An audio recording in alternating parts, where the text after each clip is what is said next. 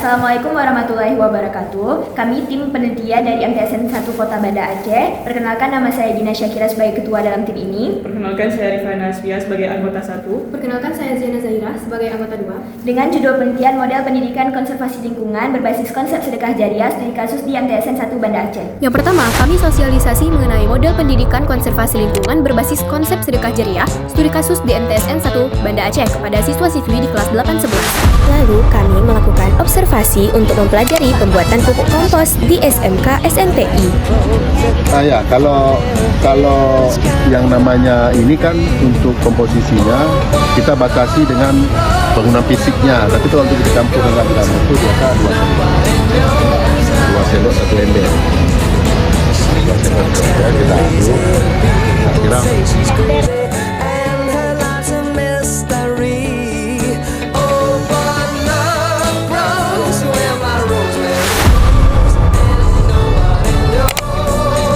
Setelah itu, kami mulai mengumpulkan sampah organik seperti dedaunan kering dan juga anorganik seperti botol plastik di pekarangan MTSN 1 Banda Aceh. Lalu, kami memotong daun menjadi bagian-bagian kecil, kemudian dimasukkan ke dalam tong. Lalu akan dimasukkan air dan juga dimasukkan Ajinomoto ke dalam daunan kering yang sudah kita potong-potong tadi. Selanjutnya, kami mensosialisasikan mengenai proses pembuatan kompos di kelas 8-11 MTSN 1 Banda Aceh agar mereka dapat mengetahui cara pembuatan pupuk kompos yang baik dan benar sehingga dapat mereka terapkan dalam kehidupan sehari-hari. Kami juga mewawancarai guru adiwiyata yaitu Ibu Zubaidah untuk mengetahui tanggapan mereka terhadap integrasi, sedekah jariah, dan konservasi lingkungan di MTSN 1 Kota Banda Aceh. Setelah mewawancarai Ibu Zubaidah, kami mewawancarai Ibu Mursidah sebagai mantan ketua adiwiyata di MTSN 1 Kota Banda Aceh. Dan yang terakhir, kami mewawancarai Ibu Usrah sebagai guru agama di MTSN 1 Kota Banda Aceh.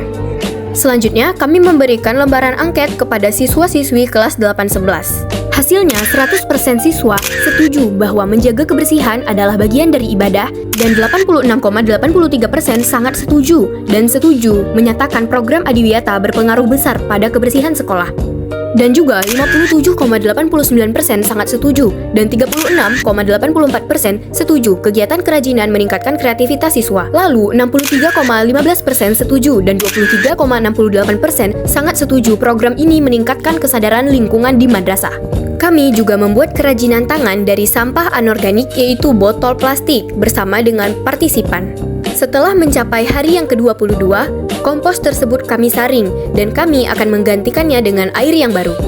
Di hari ke-33, kompos tersebut sudah matang dan kami menyiramkan tanaman dengan air kompos yang telah kami saring. Penelitian ini menyimpulkan bahwa model pendidikan konservasi lingkungan berbasis sedekah jariah di MTSN 1 Banda Aceh mampu mengintegrasikan nilai spiritual Islam dengan praktik pelestarian lingkungan. Demikianlah proses dan hasil penelitian kami. Lebih dan kurang kami mohon maaf. Wabillahi taufik wal hidayah. Wassalamualaikum warahmatullahi wabarakatuh.